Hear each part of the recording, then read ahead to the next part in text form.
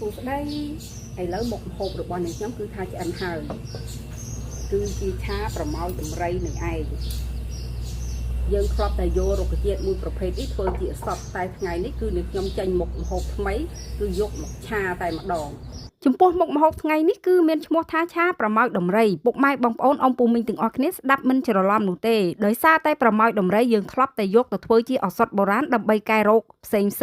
តែថ្ងៃនេះគឺនាងខ្ញុំលើកយកដើមប្រម៉ោយដំរីមកឆាញ៉ាំម្ដងចំពោះរសជាតិវិញគឺថាឆ្ងាញ់គ្រាន់បើដែរពុកម៉ែបងប្អូនធ្លាប់ពិសាឆាត្រួយល្ពៅដែរឬទេរីឯឆាប្រម៉ោយដំរីនេះរសជាតិក៏ដូចជាឆាត្រួយល្ពៅអញ្ចឹងណាមួយវាមានអត្ថប្រយោជន៍ជាច្រើនវាគឺជារុក្ខជាតិឱសថដែលអាចព្យាបាលរោគបានច្រើនមុខផងដែរហើយថ្ងៃនេះយើងក៏អាចយកវាមកឆាញ៉ាំបានទៀតផងតោះដើម្បីកុំឲ្យខាតពេលយូរពុកម៉ែបងប្អូនអ៊ំពូមីងមាទាំងអស់គ្នាទៅតាមដានជាមួយនឹងនាងខ្ញុំទាំងអស់គ្នាថាតើមានគ្រឿងផ្សំអ្វីខ្លះហើយធ្វើរបៀបយ៉ាងម៉េចចំពោះគ្រឿងផ្សំទាំងអស់រួមមានប្រម៉ោយដំរីចំនួន1កូនកញ្ច្រែងខ្ទឹមសចិញ្ច្រាំនាងខ្ញុំប្រើចំនួន3កំពឹសសាច់នាងខ្ញុំប្រើជាប្រភេទសាច់សុទ្ធដាក់ចំនួន2ខាំនិងដើមខ្ទឹមចំនួន1ដើមធំជាដំបូងគឺនាងខ្ញុំត្រូវទៅបេះប្រម៉ោយដំរីជាមុនសិនចំពោះប្រម៉ោយដំរីនេះផងដែរគឺនាងខ្ញុំអត់បានទៅបេះនៅឯណាឆ្ងាយនោះទេគឺនាងខ្ញុំបេះនៅតាមភ្លឺស្រែបើនិយាយអំពីដើមរបស់វាវិញគឺថាថ្លោះល្អណាស់បេះតែមួយផ្លែតគឺថាពេញកន្ត្រកតែម្ដងបន្ទាប់ពីនាងខ្ញុំបានបេះប្រម៉ោយដំរីយកមកដល់ផ្ទះហើយនាងខ្ញុំក៏ចាប់ផ្ដើមបេះយកស្លឹកចាស់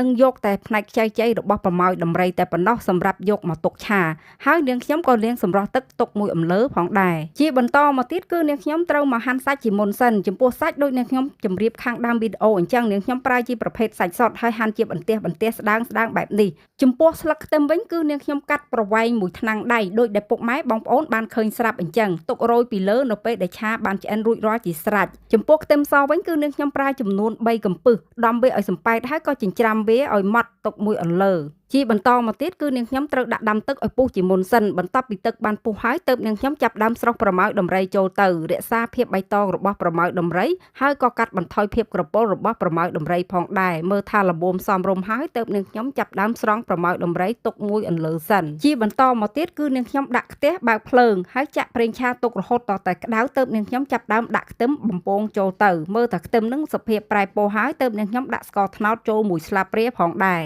ហើយក៏បន្តឆារហូតតតែស្ករឡើងពណ៌ជើងអង្ក្រងទើបនាងខ្ញុំបន្ថែមជាមួយនឹងសាច់ជ្រូកចូលទៅហើយក៏ឆាត្រឡប់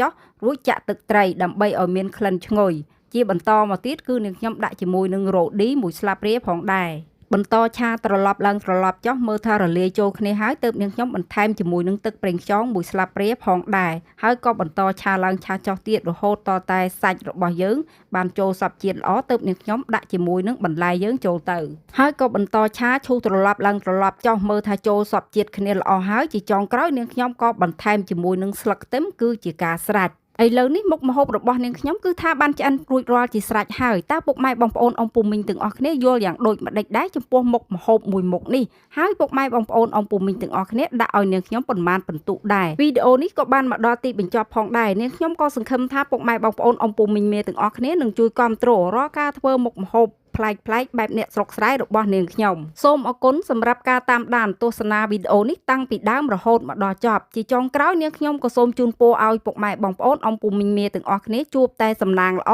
និងមានសុខភាពល្អចាំជួបនាងខ្ញុំនៅវីដេអូថ្មីប្លែកបន្តទៀតសូមអរគុណនិងសូមជម្រាបលា